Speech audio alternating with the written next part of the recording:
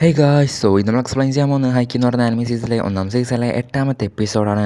എപ്പിസോഡിലോട്ട് പോകുന്ന മുമ്പേ എല്ലാവരും ലൈക്ക് ചെയ്ത് കാണാൻ ശ്രമിക്കുക. ഇന്നത്തെ ഈ ഒരു വീഡിയോയുടെ ടാർഗറ്റ് എന്ന് പറയുന്നത് വെറും 250 ലൈക്കും 80 കമൻറ്റുമാണ്. സോ ഈ രണ്ട് കാര്യങ്ങൾ എപ്പോൾ ആവുന്നു അപ്പോൾ നമ്മൾ അടുത്ത എപ്പിസോഡ് അപ്ലോഡ് ചെയ്യുന്നതായിരിക്കും. എല്ലാവരും ലൈക്കും കമൻറ്റും ചെയ്തിട്ടുണ്ടെങ്കിൽ നമുക്ക് നേരെ എപ്പിസോഡിലോട്ട് പോകാം. സ്റ്റാർട്ടിങ് തന്നെ നമ്മളെ ഷോയോനാണ് കാണിക്കുന്നത്. ഷോ ആണെങ്കിലോ അവൻ്റെ മുന്നിലോട്ട് പുതിയതായി വന്ന ആളെ കണ്ട് ഇങ്ങനെ തുറച്ച് നോക്കിക്കൊണ്ടിരിക്കുകയാണ്. എന്നിട്ട് നമ്മളെ ഷോയോ അവനോട് ചോദിക്കും, നീ എന്നെക്കാളും ഹൈറ്റിൽ ചെറുതാണോ? ഇത് കേൾക്കുമ്പോൾ അവനാണെങ്കിൽ സ്വാഭാവികമായി നമ്മളെ ഷോയോ അടുത്ത് ചൂടാവുന്നുണ്ട്. അപ്പോൾ നമ്മളെ ഷോയോ സോറി പറഞ്ഞിട്ട് നിന്റെ ഹൈറ്റ് എത്രയാണെന്ന് ചോദിക്കുകയാണ്. അപ്പോഴാണെങ്കിൽ അവൻ പറയും എന്റെ ഹൈറ്റ് 159 സെന്റിമീറ്റർ ആണെന്ന്. ഇത് കേൾക്കുമ്പോൾ നമ്മുടെ ഷോ ആകെ ഞെട്ടിപ്പോവാണ്. കാരണം അവൻ ആദ്യമായിട്ടാണ് അവനെക്കാളി ചെറുതായിട്ടുള്ള ഒരാളെ കാണുന്നത്. അങ്ങനെ നിൽക്കുമ്പോഴാണ് അങ്ങോട്ട് നിഷിനോയ നീ വന്നോ എന്ന് പറഞ്ഞിട്ട് നമ്മളെ ക്യാപ്റ്റൻ ഡൈച്ചും ടനക്കസാനൊക്കെ ഓടി വരുന്നത്.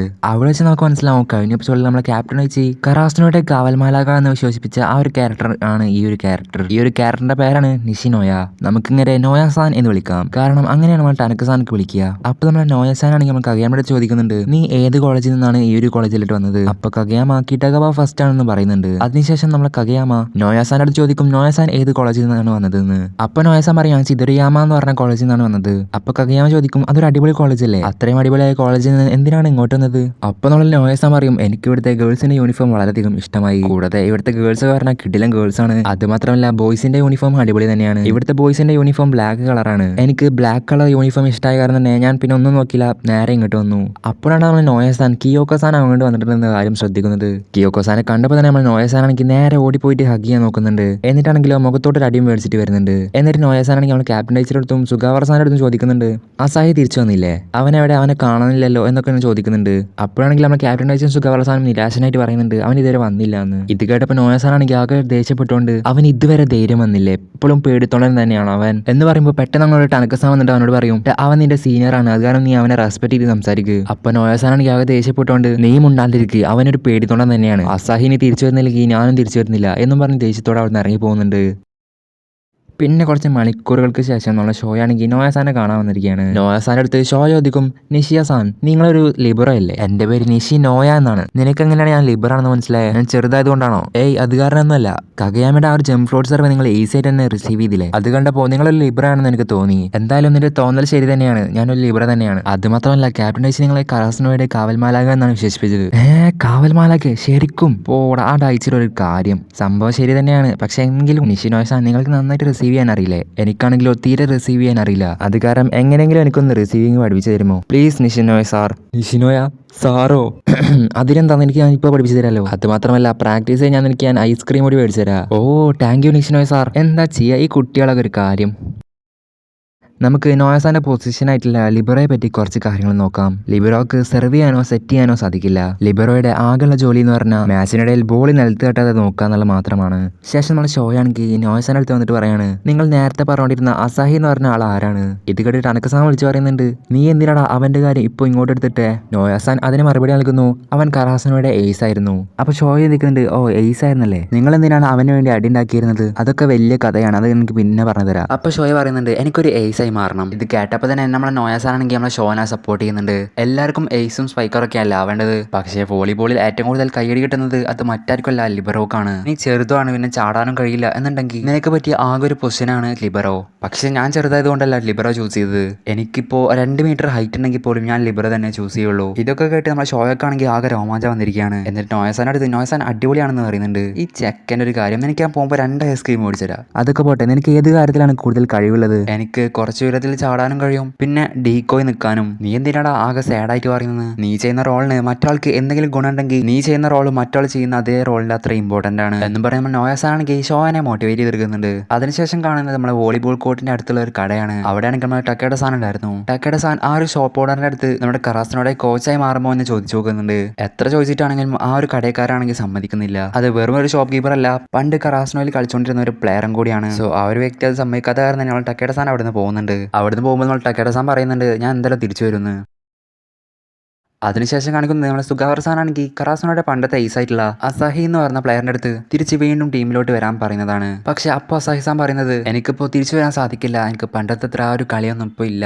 അതുമാത്രമല്ല അപ്പോഴാണെങ്കിൽ വേറൊരു അസാഹിസാന്റെ ഫ്രണ്ട് വന്ന് വിളിച്ചു കൊണ്ടുവന്നുണ്ട്. അങ്ങനെ അസാഹിസാനും സുഗാവർസാനും അവിടെ നിന്ന് പോകാൻ നിൽക്കുന്ന സമയത്താണ് പെട്ടെന്ന് അങ്ങോട്ട് നമ്മളെ കഗയാമി ഷോയും വരുന്നത്. അവരെ കണ്ടപ്പോൾ സുഗാവർസാൻ അവരോട് ചോദിക്കും, നിങ്ങൾ എന്താണ് ഇവിടെ നിന്ന്? അപ്പൊ നമ്മളെ ഹിനാട്ട അത് പിന്നെ എന്ന് പറഞ്ഞ് ആകെ തപ്പി കളിക്കും. പെട്ടെന്ന് അവിടെ സീൻ കഴിഞ്ഞതിന് ശേഷം പിന്നെ കാണിക്കുന്നത് നമ്മൾ ടക്കേഡ-സാനെയാണ്.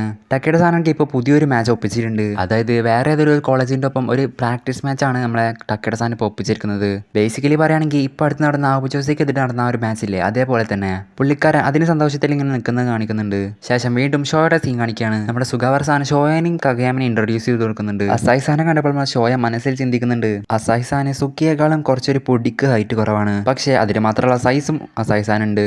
ശേഷം അസായി-സാൻ ആണെങ്കിൽ ഷോയുടെ അടുത്തും കഗയാമിന്റെ അടുത്തും ഗുഡ് ലക്ക് പറഞ്ഞിട്ട് അവിടുന്ന് പോവാണ്. അപ്പോൾ നമ്മളെ സുഗാവർ-സാൻ ആണെങ്കിൽ ഇവരുടെ അടുത്ത് പറഞ്ഞു കൊടുക്കുന്നുണ്ട് അവൻക്ക് വോളിബോളിനോടുള്ള ഇഷ്ടം പോയി. കാരണം അസായി ആയിരുന്നു നമ്മളെ കറാസ്നോയിലെ ഏറ്റവും സ്ട്രോങ്ങസ്റ്റ് ആയിട്ടുള്ള ഒരു പ്ലെയർ. അത് കാരണം എല്ലാവർക്കും അവനിലായിരുന്നു പ്രതീക്ഷ. പക്ഷെ ഒരു സ്പെസിഫിക് ടീമിനെതിരെ അവന്റെ എല്ലാ സ്പൈക്കുകളും അവർ ബ്ലോക്ക് ചെയ്തു. അവനൊരു പോയിന്റ് പോലും സ്കോർ ചെയ്യാൻ സാധിച്ചില്ല. ആ ഒരു ഗെയിമിന് ശേഷമാണെങ്കിൽ അവൻക്ക് വോളിബോളിനോടുള്ള ഇഷ്ടമെല്ലാം പോയി. അതിനുശേഷം കളിക്കുന്ന നമ്മൾ ടക്കേഡ-സാനാണ്. ടക്കേഡ-സാനാണെങ്കിൽ അവളുടെ ടീമിന്റെ അടുത്ത് എല്ലായിടത്തും വന്നിട്ട് ഇങ്ങനെ ഒരു പുതിയ മാച്ച് ഒപ്പിച്ചിട്ടുണ്ട് എന്നുള്ള ഒരു കാര്യം നമ്മളെ ടീമിന്റെ അടുത്ത് പറയാണ്. ആ ഒരു പ്രാക്ടീസ് മാച്ച് ആർക്കെതിരെയാണെന്ന് വെച്ചാൽ ടോക്കിയോയിലെ നെക്കോമ എന്ന് പറഞ്ഞ ഹൈസ്കൂളിനെതിരെയാണ്. നമ്മളെ ടനക്കസാണെങ്കിൽ ഷോയുടെ അടുത്ത് പറയുന്നുണ്ട്, ഞങ്ങളെ പണ്ടത്തെ കോച്ച് എന്ന് പറഞ്ഞാൽ അവരുടെ കോച്ചിന്റെ റൈവലായിരുന്നു. അത് കാരണം അവരും നമ്മളും ഇടയ്ക്കിടയ്ക്ക് ഒരു മാച്ച് നടക്കാറുണ്ടായിരുന്നു. എന്നിട്ട് ടനക്കസാനാണെങ്കിൽ ടോക്കിയോയിലെ സിറ്റി ബോയ്സ് അല്ലേ, എല്ലാത്തിനും ഞാൻ ശരിയാക്കി തരാടാ എന്ന് നമ്മളെ ടനക്കസാൻ മനസ്സിൽ ചിന്തിക്കുന്നുണ്ട്. അങ്ങനെ നിൽക്കുമ്പോൾ നമ്മുടെ നോയസാനാണെങ്കിൽ ക്യാപ്റ്റൻ ഡൈസിന്റെ അടുത്ത് വന്നിട്ട് പറയുന്നുണ്ട്, ഞാൻ ആ ഒരു പ്രാക്ടീസ് മാച്ചിൽ കളിക്കാണ്ടായിരിക്കില്ല. കാരണം നമ്മളെങ്ങാനും ആ ഒരു കളി ജയിക്കുകയാണെങ്കിൽ അസാഹിക്ക് തോന്നില്ല അവനില്ലാതെ നമുക്ക് കളി ജയിക്കാൻ സാധിക്കുമെന്ന്. അങ്ങനെ അസാഹിയിലാണ് ജയിക്കാൻ എനിക്ക് താല്പര്യമില്ല. അപ്പൊ ക്യാപ്റ്റൻ ഡൈസ് ഈ നോയസാന്റെ അടുത്ത് പറയുന്നുണ്ട്, അതിന് ആരാണ് പറഞ്ഞത് അസാഹി വരുന്നില്ലാന്ന്? നമ്മളിവിടുന്ന് അവർക്കെതിരെ മാച്ച് കളിക്കുന്നുണ്ടെങ്കിൽ ആ ഒരു മാച്ചിൽ നമ്മളൊപ്പം എയ്സ് ആയിട്ട് അസാഹിയും ഉണ്ടായിരിക്കും. പിന്നെ കാണിക്കുന്നത് നമ്മൾ അസാഹി-സാന്റെ ക്ലാസ് റൂമാണ്. അവിടേക്കാണെങ്കിൽ നമ്മളെ ഷോയും കഗയാമയും വീണ്ടും അവരെ കാണാൻ വന്നിട്ടുണ്ടായിരുന്നു. ഷോയാണെങ്കിലും അസാഹി-സാന്റെ അടുത്ത് പറയുന്നുണ്ട്, അസായി-സാൻ എനിക്കൊരു എയ്സായി മാറണം, അത് കാരണം ശരിക്കുള്ള ഒരു എയ്സിനെ കണ്ടുപഠിക്കണം എന്നാണ് എൻ്റെ ആഗ്രഹം. അത് കാരണം പ്ലീസ് നിങ്ങൾ തിരിച്ച് ടീമിലോട്ട് വരണം. ഇതിന് മറുപടി അസായി-സാൻ പറയുന്നുണ്ട്, ഞാനിപ്പോൾ തിരിച്ച് ടീമിലോട്ട് വന്നാൽ പോലും എനിക്ക് നീ വിചാരിക്കുന്ന പോലെ കളിക്കാൻ സാധിക്കില്ല. ഞാൻ അടിക്കുന്ന എല്ലാ സ്പൈക്കും അത് ബ്ലോക്ക് ചെയ്യപ്പെടും. എൻ്റെ മനസ്സിൽ സ്പൈക്ക് ചെയ്യുന്ന സമയത്ത് ആ ഒരു ഇമേജ് മാത്രമേ വരുന്നുള്ളൂ. അപ്പം നമ്മളെ ഷോയ പറയുന്നുണ്ട്, ഞാനൊരു ഫസ്റ്റ് ഇയർ എന്ന നിലയ്ക്ക് ഇത് പറയാൻ പാടില്ല, പക്ഷേ അസായി-സാൻ പറഞ്ഞ കാര്യങ്ങൾ ഞാനും എക്സ്പീരിയൻസ് ചെയ്തിട്ടുണ്ട്. എനിക്ക് ഹൈറ്റ് ഇല്ലാത്ത കാരണം തന്നെ ഞാൻ എപ്പോൾ സ്പൈക്ക് ചെയ്യുന്ന സമയത്തും അത് ബ്ലോക്ക് ചെയ്യപ്പെടും. പക്ഷേ ഞാൻ കറാസ്നോയിലോട്ട് വന്നതിന് ശേഷം ഇവന്റെ സെറ്റുകൾ കാരണം എനിക്ക് എല്ലാ ബോളും ഈസി ആയിട്ട് സ്പൈക്ക് ചെയ്യാൻ സാധിക്കുന്നുണ്ട്. എൻ്റെ മുന്നിലെ വ്യൂ ആണെങ്കിൽ ക്ലിയർ ആയിട്ട് ഓപ്പൺ ആയിട്ട് വരും. അത് മാത്രമല്ല ഞാൻ ബോൾ സ്പൈക്ക് ചെയ്ത് കഴിയുമ്പോൾ എൻ്റെ കൈമ ഒരു തരിപ്പ് വരും. ആ ഒരു ഫീലിംഗ് എനിക്ക് വളരെയധികം ഇഷ്ടമാണ്. ബട്ട് സ്റ്റിൽ എനിക്കിങ്ങനെ ഒറ്റയ്ക്ക് സ്പൈക്ക് ചെയ്യാൻ സാധിക്കില്ല. എൻ്റെ ബാക്കിൽ സപ്പോർട്ട് ചെയ്യാൻ ആൾക്കാരുണ്ടെന്ന് ഉറപ്പുള്ള കാരണം മാത്രമാണ് എനിക്ക് തന്നെ കളിക്കാൻ സാധിക്കുന്നത്. അങ്ങനെ ഷോയോ അസായി-സാനെ കുറെ മോട്ടിവേറ്റ് ചെയ്യാൻ നോക്കുന്നുണ്ട്. അപ്പോഴാണ് കഗയാമ പറയുന്നത്, നമുക്ക് പോകാൻ സമയമായി, പെട്ടെന്ന് തന്നെ വായോന്ന്. പോകുന്നതിന് മുന്നായിട്ട് നമ്മളെ കഗയാമയും നമ്മൾ അസായി-സാന്റെ അടുത്ത് പറയുന്നുണ്ട്, എൻ്റെ അനുഭവത്തിൽ നിന്ന് ഞാൻ പറയാണ്, നമുക്ക് ഒറ്റയ്ക്ക് ഒരിക്കലും വോളിബോളിൽ ജയിക്കാൻ സാധിക്കില്ല. ഞങ്ങളുടെ സീനിയേഴ്സ് എല്ലാവരും അസായി-സാന് വേണ്ടി അവിടെ കാത്തിരിക്കുന്നുണ്ട് എന്നും പറഞ്ഞതിന് ശേഷം നമ്മൾ കഗയാമയും ഷോയും അവിടെ നിന്ന് പോകുന്നുണ്ട്. പിന്നെ കാണിക്കുന്നത് അസായി-സാൻ ക്ലാസ് ഒക്കെ കഴിഞ്ഞ് വീട്ടിലോട്ട് ഇങ്ങനെ പോകാൻ റെഡി നിൽക്കുകയാണ്. അപ്പോഴാണ് നമ്മളെ വോളിബോൾ കോർട്ടിലെ സൗണ്ട് കേൾക്കുന്നത്. അപ്പോൾ നമ്മൾ അസായി-സാൻ ആണെങ്കിൽ ആ ഒരു വോളിബോൾ കോർട്ടിലോട്ട് ജസ്റ്റ് ഒന്ന് എത്തി നോക്കുന്നുണ്ട്.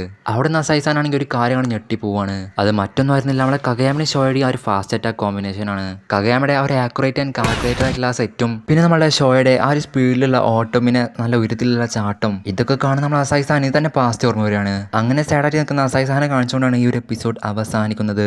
സോ ഗായ്സ്, എങ്ങനെയുണ്ടായിരുന്ന എപ്പിസോഡ് നിങ്ങൾക്ക് ഇഷ്ടപ്പെട്ടില്ലെങ്കിൽ തീർച്ചയായിട്ടും കമൻറ്റ് ചെയ്യുക. പിന്നെ എക്സ്പ്ലനേഷൻ നിന്ന് എന്തെങ്കിലും തരത്തിലുള്ള പോരായ്മ ഉണ്ടെങ്കിൽ അതും കൂടി കമൻറ്റ് ചെയ്യുക. നിങ്ങൾക്ക് എന്തെങ്കിലും തരത്തിലുള്ള കാര്യങ്ങൾ മനസ്സിലായിട്ടില്ല എന്നുണ്ടെങ്കിൽ അതും കൂടി കമൻറ്റ് ചെയ്യുക. പിന്നെ അടുത്ത എപ്പിസോഡിൽ അസായി-സാനും നിഷിനോയ്-സാനും ഒക്കെ തിരിച്ച് കറാസ്നോയിലേക്ക് വരുമോ എന്നൊക്കെ അറിയാൻ വേണ്ടിയിട്ട് എല്ലാവരും ഇപ്പോൾ തന്നെ ലൈക്കും കമൻറ്റൊക്കെ ചെയ്യുക. അങ്ങനെയാണെങ്കിൽ അടുത്ത എപ്പിസോഡിൽ കാണാം. അതുവരേക്കും ബൈ.